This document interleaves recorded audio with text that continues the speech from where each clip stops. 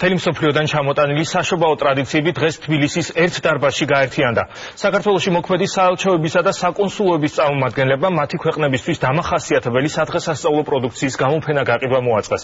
წელს პირველად მათ ქართული სამინისტროებით შეუერთდნენ. მოსწავლეების ქოროს გარდა საახალწლო გამოფენა გაყიდვისათვის კიდევ ასობით ადამიანი საგანგებოდ მოემზადა. უცხოური საელჩოების, ქართული სამინისტროებისა თუ კერძო კომპანიების წარმომადგენლები და ინდივიდუალური ხელოვანები შერატონ მეტეხი პალატში საქველმოქმედო გამოფენაზე შეიკრიბნენ, სადაც სხვადასხვა ქვეყანაში წარმოებული პროდუქცია გაიყიდა.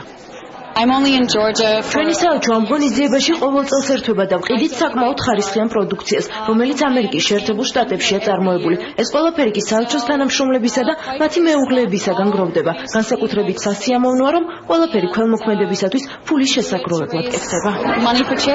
გამოფენა გაყიდვაში მონაწილეობა 25-მა საელჩომ და საკონსულომ მიიღო. უცხოურმა წარმომადგენლებმა საკუთარი ქვეყნის კულტურა და ტრადიციებიც წარმოაჩინეს და ქართულ ხელოვანებსაც დაუმეგობრდნენ. შევეცადეთ ამ გამოფენაზე გერმანია წარმოგვეჩინა. გვეჩვენებინა ცხოვრების ჩვენი სტილი, ტრადიციული ნამცხრებითა და ღვინით. აქვე გავაკეთეთ ეს მწვანე მოსართავები, რომლებსაც გერმანიაში ყველა საკუთარი ხელით აკეთებს. მათ დამზადებაში ზურაბი დაგვეხმარა. აქ გამოვიტანეთ იაპონური ტრადიციული ჭურჭელი და სახლის დეკორაციები. ასევე წარმოვაჩენთ ჩვენ სამზარეულოს.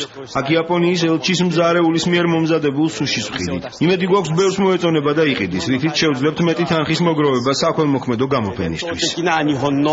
წელს პირველ ღონისძიებაზე ოფიციალურად იყო წარმოდგენილი საქართველო. ქვეყნის წარმოსაჩენად რამდენიმე სამინისტრო გაერთიანდა. გამოფენაში მონაწილეობის შედარებით მეტი წლის გამოცდილება აქვთ ქართულ კომპანიებს. გარდა იმისა, რომ საქველმოქმედოა, გარდა იმისა, რომ რაღაც კარგი ტრადიციაა, წინასაშობაო გამოფენა გაყიდვა, წარმოჩენილია უამრავი ქვეყნის კულტურა და ნამუშევრები, რაც ემსახურება მეგობრობას, დახმარებას ერთმანეთის და გაცნობას.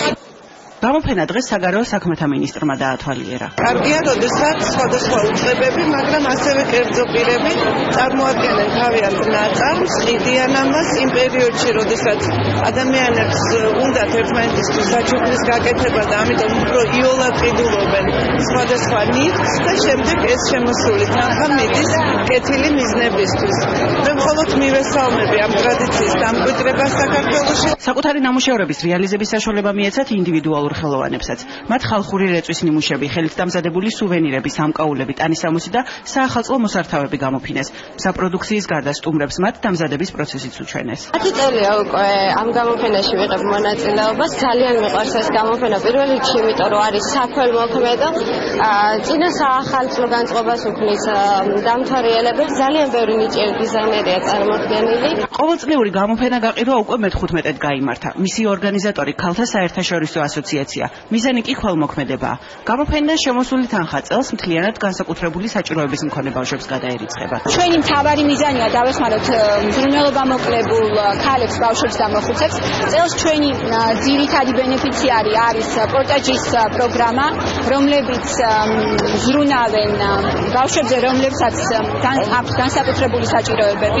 ასევე ბავშვების დასახმარებლად დღევანდელ ღონისძიებაზე წიგნების გამოფენა გაყიდვა და საქველმოქმედო ლოტერიაც ჩატარდა. გამოფენაზე სტუმრად მისული ბავშვების გასართობად კი საგანგებოდ მიიწვიეს სანტა-კლაუსი. ტრადიციული გამოფენა გაყიდვა წინა საახალწლო და ისევ ქველმოქმედების მიზნით მომავალ წელსაც გაიმართება.